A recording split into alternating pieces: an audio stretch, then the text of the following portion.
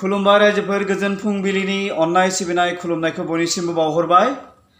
दिनै 15 आगस्ट 1947 मायथाइनि दिनैनि बे 15 आगस्ट सानाव भारतआ ब्रिटिशनि आखाइनिफ्राय उदांस्रि जादोंमोन बेखौ नोंथांमोना बयबो मिथिगौ आरो बियो जाहैबाय महात्मा गान्धीनि दैदेननायाव अहिंसा मोन्थोरजों बे भारत उदांस्रिखौ लाबोनो हादोंमोन जों बेखौ बयबो मिथिगौ।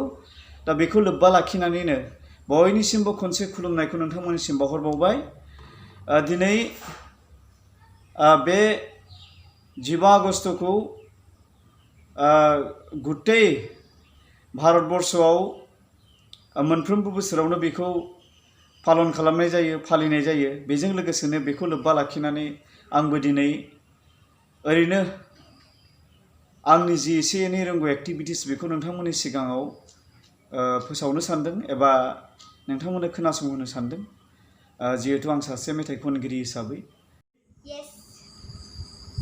खुलुमबाय रायजोफोर, जोङो दिनै 15 आगस्टनि मुङाव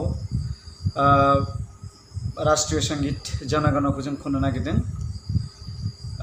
बे 15 आगस्ट भारत उदांस्रिनि मुङैनो जों खननो नागिरदों। बे मेथाइखौ गोबां आर्टिस्टफ्रा गोबां स्टाइलाव गोबां मोजां मोजां खनलांबाय सिगां।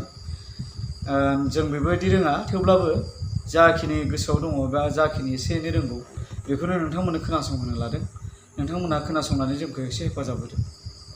दे सना, रेडि। जन गण मन अधिनायक जय हे भारत भाग्य विधाता।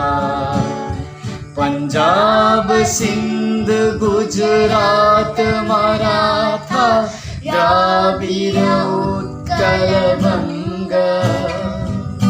हिंदू हिमाचल यमुना गंगा उच्छल जलधि तरंगा। तब शुभ नामे जागे तब शुभ आशीष मांगे। गाहे तब जय गाता। जन गण मंगलदायक जय है भारत भाग्य विधाता।